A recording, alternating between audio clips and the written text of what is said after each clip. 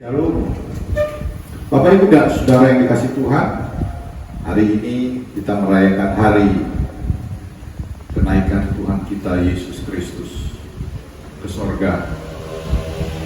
Satu hal yang menyenangkan, yang membuat kita bersuka cita, karena kita mempunyai Allah yang datang dari sorga, turun ke bumi menjadi manusia. Kemudian selama jadi manusia dia melayani, kemudian mengalami penderitaan, pergumulan, dan akhirnya dia mengalami kematian di kayu salib. Namun dia dikuburkan, tapi bangkit dan hidup dan menampakkan diri pada murid-murid. Kemudian dia naik ke surga, dan hari kenaikan itulah yang kita rayakan hari ini. Bapak Ibu dan Saudara yang kasih Tuhan, mari kita buka firman Tuhan dari kitab Injil Lukas pasal terakhir, pasal yang ke-24. Kita baca ayat 50 sampai dengan 53. Injil Lukas pasal 24 ayat 50 sampai dengan 53. Saya baca. Lalu Yesus membawa mereka keluar kota sampai dekat Betania. Di situ ia mengangkat tangannya dan memberkati mereka. Dan ketika ia sedang memberkati mereka, ia berpisah dari mereka dan terangkat ke surga. Mereka sujud menyembah kepadanya. Lalu mereka pulang ke Yerusalem dengan sangat bersukacita. Mereka senantiasa berada di dalam bait Allah dan memuliakan Allah. Demikianlah firman Tuhan. Bapak Ibu dan Saudara yang dikasih Tuhan, setelah Yesus bangkit, dia menampakkan diri pada murid-murid. Pada pasal terakhir dalam Injil Lukas ini, kita melihat di dalam ayat 36 sampai dengan ayat 9, dia menampakkan diri kepada murid-murid. Kemudian pada ayat 50 dikatakan, lalu Yesus membawa mereka keluar kota sampai dekat Betania. Lalu membawa mereka keluar kota. Saudara yang dikasih Tuhan, Yesus membawa murid-murid keluar kota, yaitu daerah sekitar Betania, dekat Betania. Betania adalah satu kota yang punya kenangan, satu kota yang dimana Lazarus juga pernah bangkit. Jadi kota ini mungkin penting bagi Yesus, sehingga murid-murid supaya memahami, di sana aku pernah buat mujizat, dan di sana juga mungkin ada peristiwa-peristiwa yang mereka alami. Bapak Ibu dan Saudara, tapi dikatakan di sini, di situ ia mengangkat tangannya dan memberkati mereka. Saudara, Yesus membawa mereka keluar kota, tetapi di sana Yesus juga bukan sekedar membawa ke sana, tapi memberkati para murid-murid, memberkati orang yang dibawa keluar kota ini. Bapak Ibu dan Saudara, Tuhan Yesus itu luar biasa. Setelah dia bangkit, dia mengumpulkan murid-muridnya dan memberkati mereka. Saudara, jadi khotbah saya adalah bagaimana kita memaknai hari kenaikan Tuhan Yesus. Bagaimana kita memaknainya, meresponi hari kenaikan ini. Kita lihat pasal 51, ayat 51. Dan ketika ia sedang memberkati mereka, ia berpisah dari mereka dan terangkat ke surga. Waktu dia memberkati dengan angkat tangan ini, kemudian terus Tuhan Yesus terangkat ke surga. Kalau Lukas menulis juga dalam Kisah Para Rasul 1 ayat 9 dikatakan dia terangkat naik ke surga, kemudian dia disambut dengan awan-awan. Awan-awan menutupi dia. Itu artinya apa? Ada kemuliaan Tuhan. Dan waktu mereka menatap terus, terpelongo, terperangah melihat Yesus naik, terangkat terus sampai ke surga, sampai menghilang. Ada dua malaikat berkata, hai kalian yang melihat terperangah Yesus naik, dia juga akan datang kembali dengan cara yang sama. Nanti Yesus juga akan datang kembali, dia akan turun dari langit, tapi nggak sampai ke tanah. Dan disitulah sangkakala berbunyi, di mana semua orang yang percaya akan berbaris. Kita akan bangkit, yang mati dalam kubur akan dibangkitkan, kemudian kita akan baris di belakang mereka. Bapak Ibu dan Saudara, satu prosesi yang luar biasa pada hari di mana Yesus akan datang. Bapak Ibu dan Saudara, bagaimana kita memaknainya? Kita mari melihat di sini. Ayat 52 dikatakan mereka sujud menyembah kepadanya. Bapak Ibu dan Saudara, yang pertama murid-murid itu sujud menyembah. Saudara, murid-murid selama ini hanya bersahabat, berteman, tapi jarang untuk mereka menyembah Yesus. Karena mereka menganggap Yesus sebagai manusia yang luar biasa, tokoh yang luar biasa. Tapi setelah mereka tahu bahwa Yesus mati, mereka kecewa. Namun ketika dia bangkit menampakkan diri, barulah mereka yakin bahwa Yesus itu bukan sekedar manusia biasa, bukan sekedar pemimpin yang biasa-biasa, bukan sekedar tokoh yang luar biasa, tapi dia tahu, mereka tahu Yesus itu adalah Allah.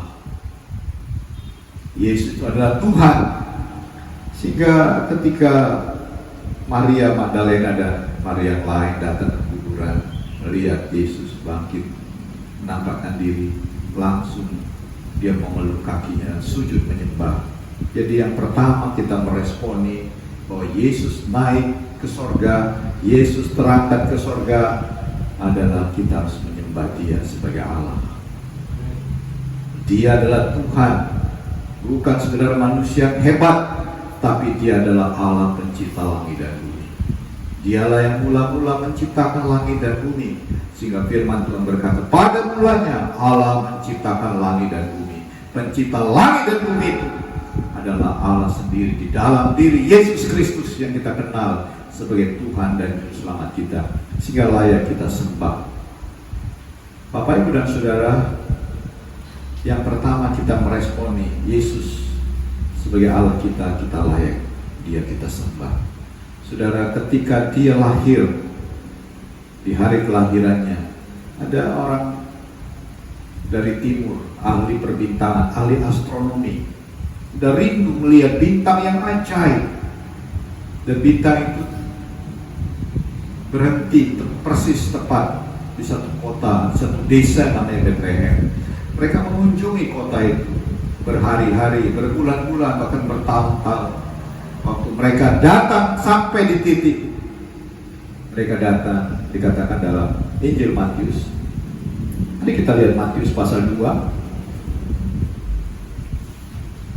ayat 11. Maka masuklah mereka ke dalam rumah itu dan melihat anak itu bersama-sama Maria, ibunya, lalu sujud menyembah dia. Mereka pun membuka tempat harta bendanya dan mempersembahkan persembahan kepadanya, yaitu emas, kemenyan, dan mur. Bapak Ibu dan Saudara, lalu mereka sujud menyembah. Kata sujud menyembah itu sebenarnya dia berlutut, dia sampai membungkuk ke tanah, maka kepalanya ditundukkan ke tanah. Itu tandanya kita hormat, sehormat, setinggi-tingginya. Bapak Ibu dan Saudara, respon kita kepada Yesus yang naik ke sorga ini adalah kita harus menyembah dia. Sebagaimana orang maju sujud menyembah. Bahkan di dalam perjanjian lama kita juga melihat bagaimana Yosua, di dalam Yosua pasal 5 ayat 14,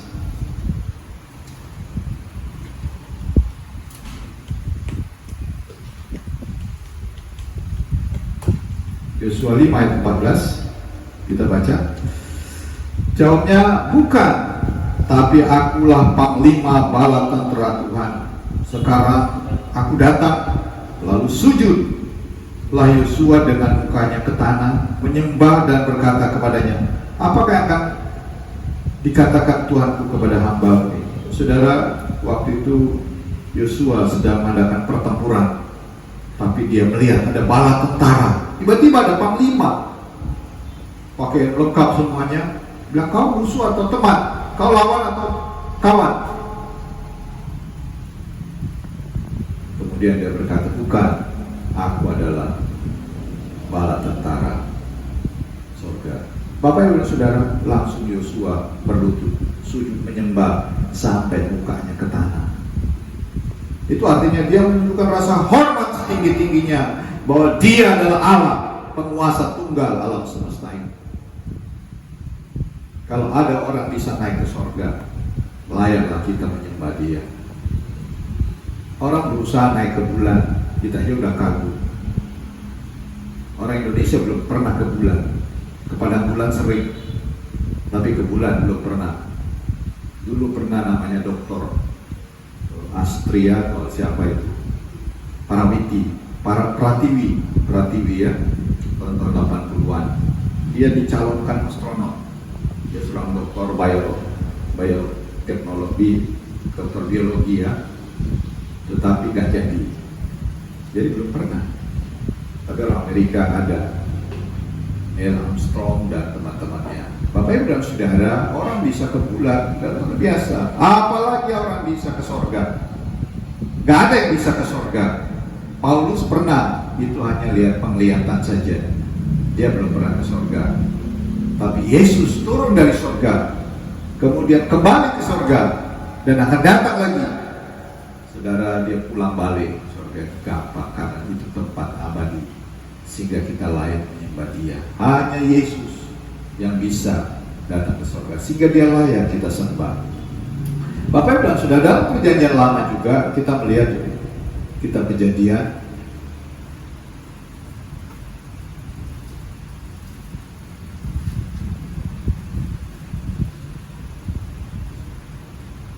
di mana Abraham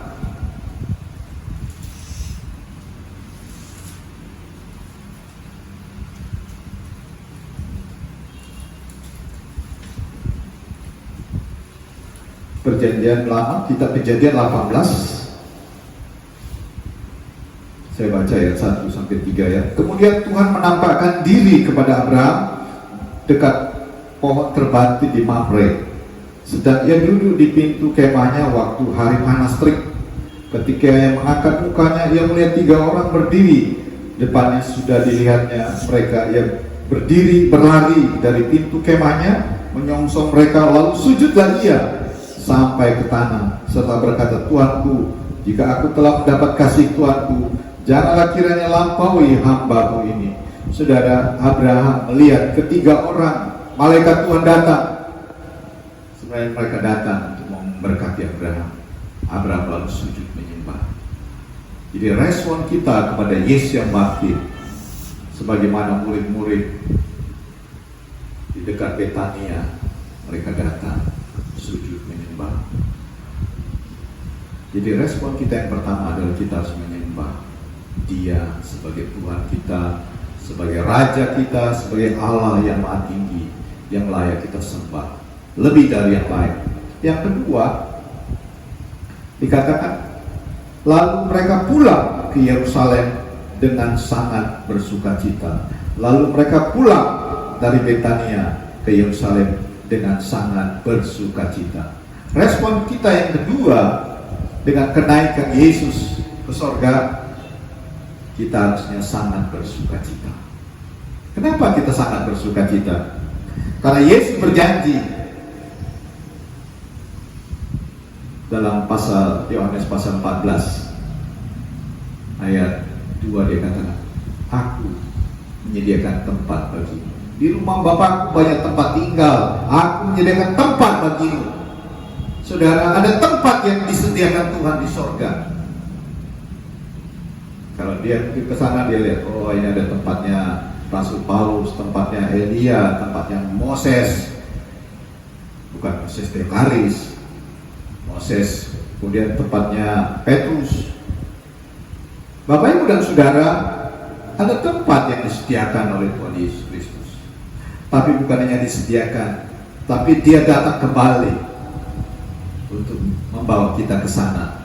Yohanes 14 ayat 3, aku akan datang kembali. Bapak Ibu dan Saudara, kita harus bersukacita karena keyakinan, iman, pengharapan kita tidak dikecewakan Tuhan, karena Tuhan datang kembali. Kapan dia datang? ada waktunya. Tanda-tanda yang sudah disiapkan. COVID-19 bukanlah tanda-tanda terakhir kedatangan Tuhan. Masih banyak tanda-tanda. Tapi inilah peringatan bagi kita supaya kita lebih sungguh-sungguh lagi bahwa Yesus akan datang, sehingga kita bersiap-siap kapan Tuhan akan datang. Bapak Ibu dan Saudara, kita bersuka cita, bahkan sangat bersuka cita, karena janji Tuhan pasti digenapi. Maka di dalam Yohanes 14 ayat 16 kita lihat,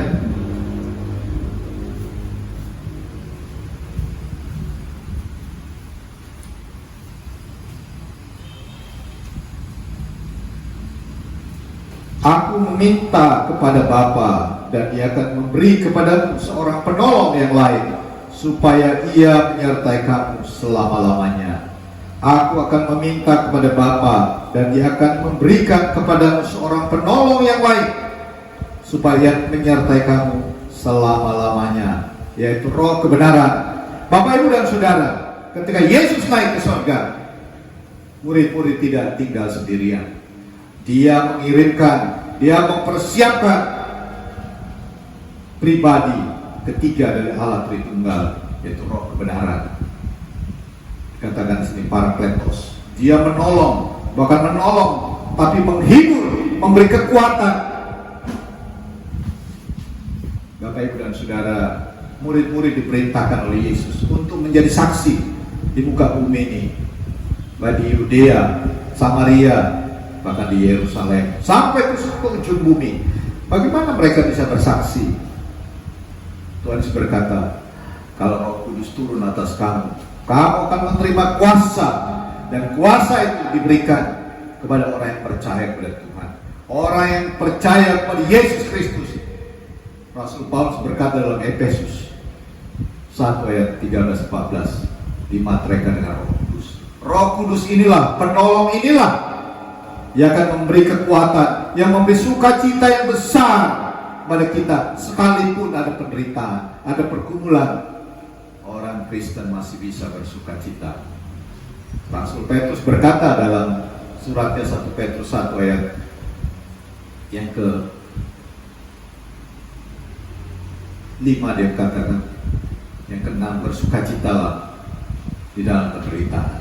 Kenapa kita bisa bersukacita? Ada kekuatan, ada power dari dalam hati kita, di mana ada kuasa Roh Kudus yang bertata tinggal di antara orang percaya. Roh Kudus itulah yang akan membuat kita bisa bersukacita. Sehingga Paulus berkata dalam Filipi 4, mari kita lihat dalam surat Paulus, Filipi pasal 4 ayat 4 dikatakan, bersukacitalah senantiasa dalam Tuhan.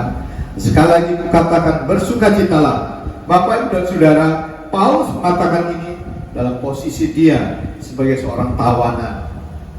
Dia di penjara, tapi dia bisa berkatakan, bersukacitalah senantiasa. Orang Kristen, orang yang percaya pada Yesus yang naik ke surga, harusnya bersukacita senantiasa. Murid-murid pulang ke Yerusalem dengan bersukacita, karena mereka tahu ada Roh Kudus yang akan menolong mereka, menghibur mereka. Yang terakhir, yang ketiga, ketika Yesus naik ke surga, dikatakan ayat ke-53, mereka senantiasa berada di dalam bait Allah dan memuliakan Allah. Saya simpulkan, mereka senantiasa beribadah pada Tuhan. Bapak, Ibu, dan Saudara, kita meresponi hari kenaikan Tuhan Yesus ke surga. Kita harus setia beribadah, harus terus menerus beribadah pada Tuhan. Bapak, Ibu, yang Saudara dikasih Tuhan, ibadah yang sejati adalah kita mempersembahkan tubuh kita ini, kita persembahkan sebagai persembahan yang hidup, yang kudus, yang berkenan pada Tuhan. Bagaimana kita menggunakan tubuh kita ini, anggota tubuh kita ini? Salah satu adalah menjaga kita dari COVID-19. Kalau kita kena penyakit COVID-19, maka kita akan mendekam di rumah sakit. Ya, puji Tuhan kalau sembuh. Kalau tidak sembuh, kita akan berakhir. Dan kita tidak bisa melakukan aktivitas lain. Kita sudah berhenti. Kalau kita sudah mati, meninggal karena penyakit, kita berhenti. Oleh karena tubuh kita jaga, kita pergunakan untuk kita bisa beribadah dengan efektif. Kita bisa memuliakan Tuhan dengan aktivitas kita, dengan profesi kita. Apakah kita sebagai pelayan Tuhan, jemaat Tuhan, atau sebagai orang profesional yang bekerja, kita bisa beribadah. Saudara, ibadah bukan hanya sekedar muji Tuhan di gereja, tetapi ibadah yang sejati adalah bagaimana kita beraktivitas. Mari kita lihat dalam surat Paulus kepada jemaat di Kolose. Kolose 3 ayat 23, apapun juga yang kamu perbuat, perbuatlah dengan segenap hatimu seperti untuk Tuhan dan bukan untuk manusia. Apapun juga yang kamu perbuat, perbuatlah dengan segenap hatimu seperti untuk Tuhan dan bukan untuk manusia. Kamu tahu bahwa dari Tuhanlah kamu akan menerima bagian yang ditentukan bagi kamu sebagai upah Kristus. Upah Kristus adalah Tuhan dan kamu hambanya. Bapak, Ibu, dan Saudara, apapun yang kamu kerjakan, apapun yang kami lakukan, saudara sebagai karyawan, saudara sebagai pekerja, pedagang, mahasiswa, siswa, ibu rumah tangga, kepala rumah tangga, apapun yang kerjakan, kerjakanlah seolah-olah untuk Tuhan. Itu artinya kita beribadah dimanapun kita beribadah. Pada satu kali ada seorang hamba Tuhan yang terkenal di Amerika Serikat. Dia sedang pergi ke barbershop, ke tukang pangkas. Waktu dia pangkas, kemudian di sebelahnya ada orang lain. Tapi kemudian hamba Tuhan selesai pangkas, orang sebelah bilang, Pak, itu siapa tadi yang pangkas tadi? Kenapa rupanya? Kulihat pangkas pun dia kayak beribadah kulihat. Artinya apa? Jika kita pangkas pun bisa kita lihat, orang lihat bahwa kita sedang beribadah. Aktivitas apapun yang kita kerjakan di dunia ini, kerjakanlah seolah-olah untuk Tuhan. Itulah ibadah yang sejati. Yang Paulus berkata, ibadah yang sejati adalah mengunjungi yatim piatu, menolong janda-janda, fakir miskin. Bapak, Ibu, dan Saudara, di saat-saat COVID ini banyak saudara kita kekurangan. Marilah kita membantu mereka, menolong mereka. Mungkin kalau kita ada lebih makanan, kita beri. Mungkin kita punya dana, kita bantu yang sedang menderita di rumah sakit. Mungkin mereka tidak punya, karena pemerintah akan menaikkan BPJS. Karena kalau nggak ada uang, kita nggak bisa berobat. Mungkin kita yang punya kelebihan uang itu tidak ada artinya bagimu. Tapi ketika kau memberi, kau juga sudah beribadah kepada Tuhan. Ibadah yang sejati adalah ibadah yang menyenangkan hati Tuhan, yang memuliakan Tuhan. Bahkan dikatakan juga ibadah yang sejati adalah menjaga mulut kita supaya kita tidak berdosa dengan kata-kata kita. Mungkin banyak mengeluh, ya kecewa, kata-kata kutukan, tapi biarlah dengan mulut kita memuji Tuhan, memuliakan Tuhan. Yang terakhir, bagaimana kita meresponi kenaikan Tuhan. Biarlah kita terus setia kepada Tuhan, kita pasti diberkati Tuhan. Amin. Bapak, Ibu, dan Saudara kasih Tuhan, mari kita berdoa. Tuhan Yesus, terima kasih untuk ibadah kenaikan ini, untuk firman. Biarlah Roh Kudus menolong kami, kita boleh meresponi kenaikan dengan setia menyembah sebagai Allah yang hidup. Bahkan juga senantiasa kami bersuka cita karena kami punya Tuhan yang memberi kami penolong. Biar Roh yang Kudus diam di dalam hidup kami. Biarlah kami setia beribadah dalam aktivitas kami, baik ibadah di rumah, di gereja, dalam pekerjaan, bahkan apapun yang kami kerjakan, semuanya untuk memuliakan Tuhan. Lewat tubuh, jiwa, dan raga kami yang sehat ini, kami senantiasa dipakai lebih efektif untuk menyaksikan kebaikan Tuhan. Terpujilah Engkau Tuhan, kami kekal selama-lamanya. Kiranya firman Tuhan menjadi berkat bagi kami. Di dalam nama Yesus Kristus, yang sakit Kau sembuhkan, yang susah Kau hiburkan, yang terikat dosa Kau ampuni, yang terikat dengan kebiasaan Kau bebaskan, Kau merdekakan dengan kuasa kebenaran firman. Di dalam nama Yesus Kristus, Tuhan dan Juru Selamat kami yang hidup, kami berdoa. Amin. Baik, kita akan mengakhiri ibadah kita. Kita nyanyi dari nomor 13.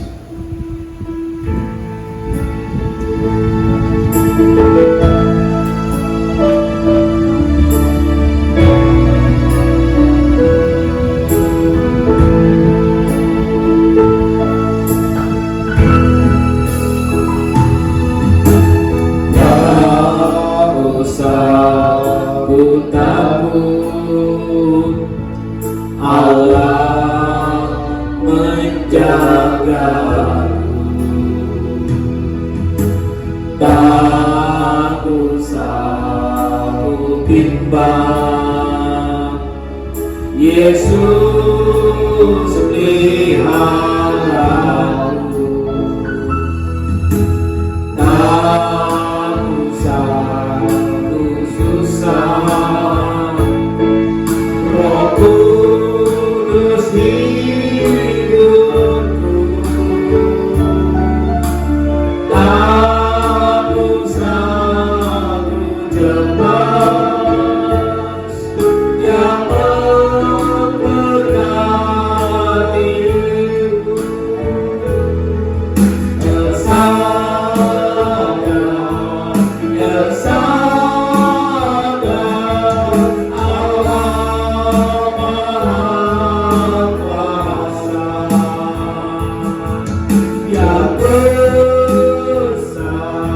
yang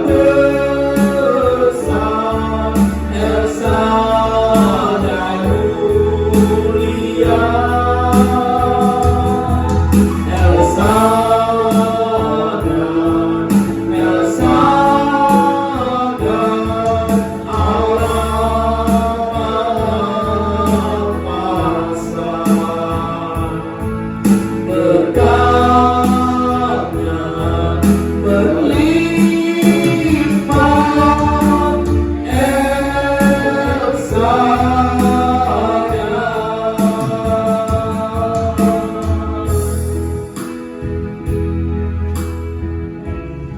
Saudara yang dikasih Tuhan, pulanglah dengan sejahtera.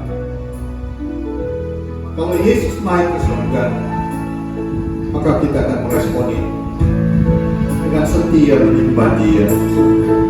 Dengan mulut bibir kita menyanyi memuji Dia. Kita mengagungkan Dia sebagai Raja, sebagai Tuhan kita, sebagai Allah pencipta langit dan bumi. Biarlah kita senantiasa bersuka cita karena Dia Allah yang naik ke surga. Dia menyediakan penolong bagi kita. Dia memberikan Roh Kudus, memberi kekuatan senantiasa kepada kita. Dikala kita susah, dikala kita sedih, dikala kita mengalami masalah, ada jalan keluar, ada pertolongan, karena Dia adalah penolong yang sejati. Biarlah kita setia beribadah, memuliakan Tuhan dengan segenap hati kita, pekerjaan kita, profesi kita, tingkah laku kita, dengan tubuh kita beribadah, melayani Tuhan, kita menolong sesama kita, memperhatikan orang-orang yang dalam susah. Angkat kedua tangan, arahkan hatimu kepada Tuhan, terimalah berkat Tuhan. Kasih karunia dan damai sejahtera dari Tuhan Yesus Kristus, cinta kasih dari Allah Bapa pencipta langit dan bumi, kiranya memberkati engkau berlimpah-limpah.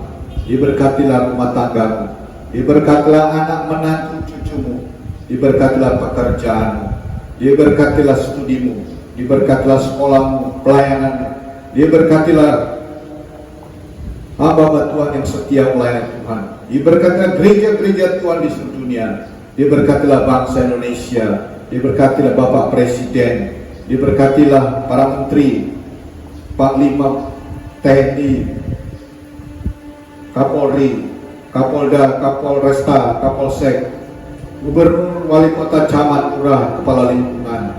Diberkatilah masyarakat Kota Medan dan sekitarnya. Diberkatilah orang-orang percaya yang setia kepada Tuhan, yang berharap kepada Tuhan, yang berdoa, berseru, beribadah kepada Tuhan.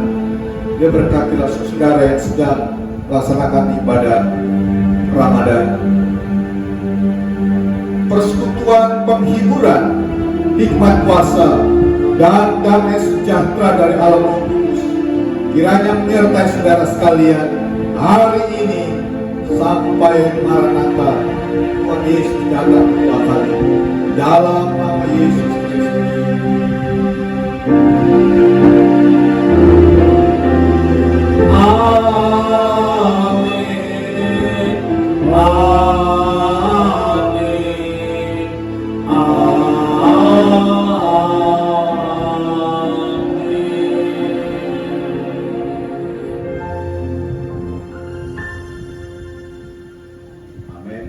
Gereja Ketulusan Hati Indonesia from the Church Ministry of Indonesia Jemaat Filipi mengucapkan selamat hari kenaikan Tuhan Yesus pada hari ini 21 Mei tahun 2020. Tuhan memberkati.